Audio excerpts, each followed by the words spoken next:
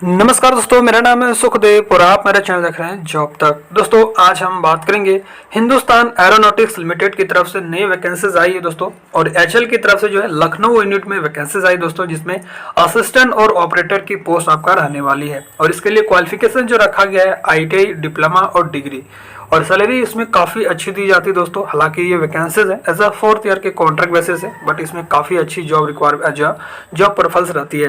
पूरी जानकारी के लिए वीडियो को अंत तक जरूर देखें, वीडियो को एक लाइक करके अपने दोस्तों में शेयर करें, चैनल को सब्सक्राइब करके बेल आइकन को भी प्रेस करें। तो चलिए वीडियो को स्टार्ट करते हैं।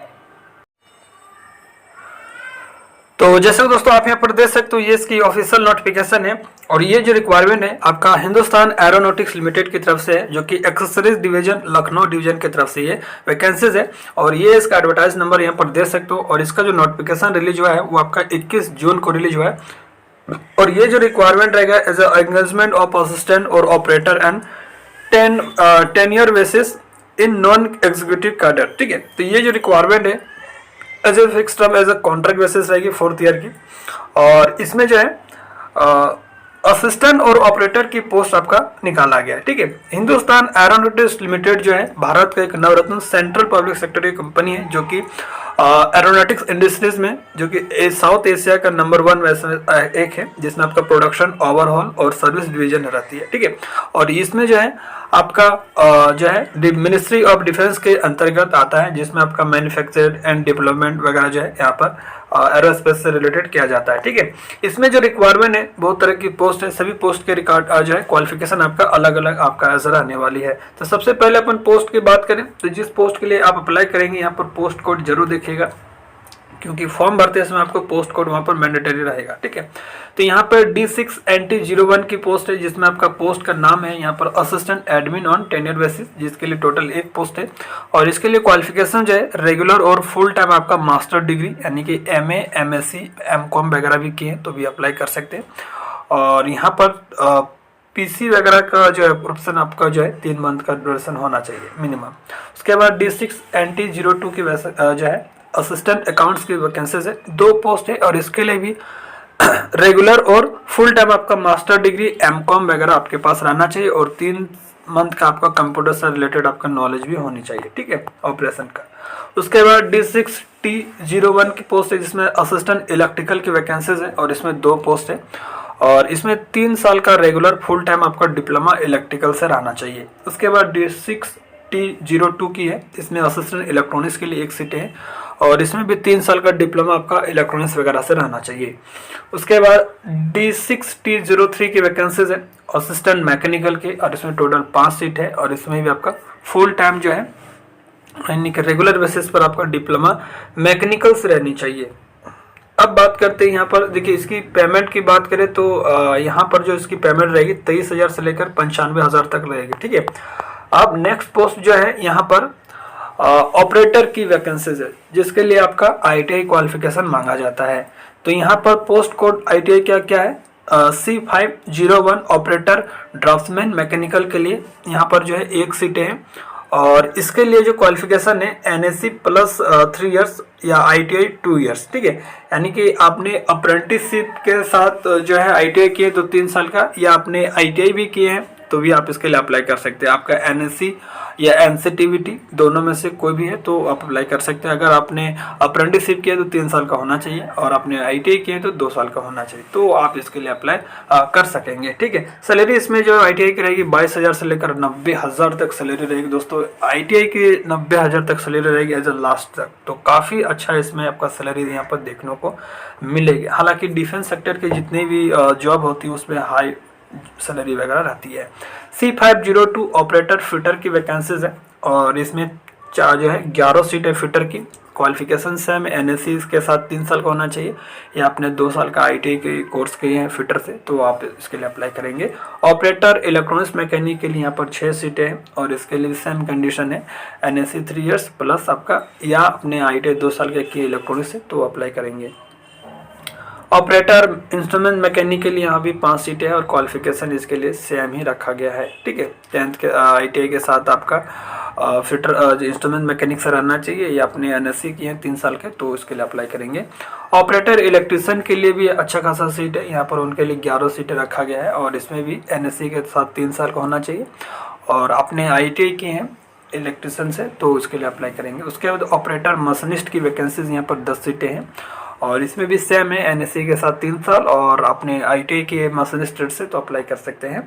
और उसके बाद भी और भी सीटें ग्राइंडर के ऑपरेटर ग्राइंडर के लिए भी यहाँ पर 7 सीटें हैं और वेल्डर के लिए 2 सीटें हैं और इलेक्ट्रोप्लेटर के लिए 2 सीटें हैं। तो इस तरह से यहाँ पर ITI के लिए ठीक ठाक सीट है। उसके बाद बैकलॉग वैकेंसीज भी है, बैकलॉग वैकेंसीज भी है जैसे इसमें ऑपरेटर इलेक्ट्रॉनिक्स के अलग से 2 सीटें हैं और ऑपरेटर इलेक्ट्रिशियन के लिए 1 सीट है और ऑपरेटर ग्राइंडर के लिए टेंडर बेसिस पर यहाँ पर 1 सीट है और क्वालिफिकेशन आपका सेम ही रखा गया है। इस तरह से यहाँ पर देख सकते हो दोस्तों, जो भी कैंडिडेट एलिजिबल होंगे ज़रूर अप्लाई कीजिएगा। ठीक है, एग्जाम पैटर्न की बात करें तो इसमें जो एग्जाम होगा 2.5 घंटे की पेपर होगा, जिसमें पार्ट 1 में आपका जनरल क्वेश्चन रहेगा, जनरल अवेयरनेस 20 क्वेश्चन रहेगा और इंग्लिश और रीजनिंग पार्ट 2 में आपका 40 क्वेश्चन रहेगा और पार्ट 3 में आपका जो भी ट्रेड या डिस्प्लाइन है उससे रिलेटेड आपका 100 क्वेश्चन रहेगा। तो यानी कि पार्ट 3 पार्ट में इसका एग्जाम होगा। पार्ट 1 आपका जनरल अवेयरनेस 20 क्वेश्चन, पार्ट 2 में आपका इंग्लिश रीजनिंग 40 क्वेश्चन और पार्ट 3 में आपका ट्रेड से रिलेटेड 100 क्वेश्चन रहेगा। ठीक है, तो ये अच्छा खासा है। ठीक है, अब यहाँ पर सिलेबस वगैरह की बात करें तो पोस्ट के अकॉर्डिंग आप सबका अलग अलग सिलेबस दिया है, तो जिस पोस्ट के लिए आप अप्लाई करेंगे आप अपने अनुसार से सिलेबस जरूर देख लीजिएगा। ITI की जो सिलेबस है वो आपका ITI प्लस NSC और NCVT से रिलेटेड आपके जो भी ट्रेड है उससे रिलेटेड आपका क्वेश्चन रहेगा। बाकी नॉन टेक का क्वेश्चन एज ए सिमिलर देखने को मिल सकता है। ठीक है, अब बात करते हैं इसका जो फॉर्म है वो आपका जो स्टार्ट हो चुकी है और एज वगैरह की जो काउंटिंग होगा दोस्तों 15 जुलाई 2024 के अनुसार से जनरल और EWS का 28 साल होना चाहिए। बाकी आप अगर SC/ST हैं तो 33 साल तक अप्लाई कर सकते हो, OBC है तो 31 साल तक अप्लाई कर सकते हैं। बाकी एज का रिलैक्सेशन आपको PWD के अनुसार से और एक्स सर्विसमैन वगैरह को मिलेगा। आपका एक्स सर्विसमैन एक्स अप्रेंटिसशिप यानी कि HL वगैरह से आपने अप्रेंटिसशिप वगैरह किए हैं तो लखनऊ वगैरह से, तो आपको एज का रिलैक्सेशन एज मिल सकता है। ठीक है, मिलेगा। हालांकि उन्होंने मेंशन भी किया है कि आपने अगर अप्रेंटिसशिप HL वगैरह से किए हैं तो आपको एज का रिलैक्सेशन भी देखने को यहाँ पे मिलेगी, तो काफ़ी अच्छा ये चीज़ें है। ठीक है, सिलेक्शन प्रोसीड्यूर की बात करें तो सबसे पहले आपका रिटन एग्जाम होगा, उसके बाद आपका मेडिकल जो है डॉक्यूमेंट वेरिफिकेशन, स्किल टेस्ट वगैरह है। हालांकि स्किल टेस्ट वगैरह यहाँ पर एज मेंशन नहीं किया गया एज ठीक है, तो ये सारी चीज़ें सबसे पहले आपका रिटन टेस्ट होगा, उसके बाद आपको डॉक्यूमेंट वेरिफिकेशन के लिए बुलाया जाएगा। इसमें कोई भी जो है स्किल टेस्ट रिलेटेड यहाँ पर कोई भी चीज़ें मेंशन नहीं है, तो आपका ओनली एक ही एग्जाम है, आपको जस्ट एग्जाम क्वालिफाई करना है, उसके बाद डॉक्यूमेंट वेरिफिकेशन, उसके बाद आगे का प्रोसेस मेडिकल वगैरह होगा।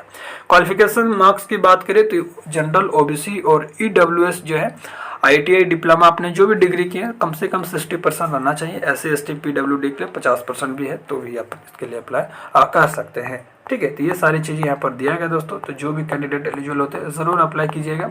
और HL का एक चीज़ बुरी बात है कि इसमें जो है वहाँ से जो अप्रेंटिस करता है वही कैंडिडेट इसमें एलिजिबल होते हैं, तो ये जरा सा गलत है क्योंकि ऑल ओवर इंडिया कैंडिडेट को मौका देना चाहिए। क्योंकि हाँ, वहाँ से कुछ % लोगों का जो है आरक्षण देना चाहिए। जैसे HL वगैरह से अप्रेंटिस करते हो तो आज कम से कम 30% 40% अलग से सीटें रिजर्व दे देनी चाहिए। बाकी ऑल ओवर इंडिया कैंडिडेट के लिए भी इसमें देना चाहिए अप्लाई करने के लिए। ठीक है, टेंडर जो आपका रहेगा दोस्तों, टेन्योर जो आपका 4th ईयर की रहेगी, देन इसके बाद भी आपका एक्सटेंड होगा, डिपेंड करेगी इनके रिक्वायरमेंट और प्रोजेक्ट के आधार पर। ठीक है, प्लेस ऑफ पोस्टिंग की बात करें तो जो भी कैंडिडेट सेलेक्ट होंगे वो आपका HL की एक्सेसरीज डिवीज़न जो है लखनऊ में ही रहेगा और इसके अलावा भी इंडिया में कहीं भी आपको ट्रांसफ़र कर सकती है, एज अ रिक्वायरमेंट रहेगी इनके अनुसार से। ठीक है, सैलरी की जो है बेसिक सैलरी आपका 23,000 है और इसके बाद TA DA वगैरह बहुत सारी अलाउंस इसमें मिलती है दोस्तों। यहाँ पर देख सकते हो पेकर्स मिलेगा, लमसम अमाउंट 2 वार्ड मिलेगा, मेडिकल्स वगैरह है, सारी बहुत सारी फैसिलिटीज इसमें दी जाती है। तो ये सारी चीज़ें जोड़ जाड़ के आप ITI की बात करें तो 35 से 40 हज़ार के अकॉर्डिंग आपका जो सैलरी है रहने वाली है, तो काफ़ी अच्छा इसमें सैलरी वगैरह मिलती है। अप्लाई करने के लिए यहाँ पर देखिए इसकी ऑफिशियल वेबसाइट भी दिया है, आप इनके ऑफिशियल वेबसाइट से भी चेकआउट करके भर सकते हैं। हालांकि वीडियो के डिस्क्रिप्शन में इसका लिंक आपको वहाँ पर मिल जाएगी। सारी चीज़ें बता दें दोस्तों, मिलता है अगले वीडियो में, तब तक टेक केयर, जय हिंद, वंदे मातरम।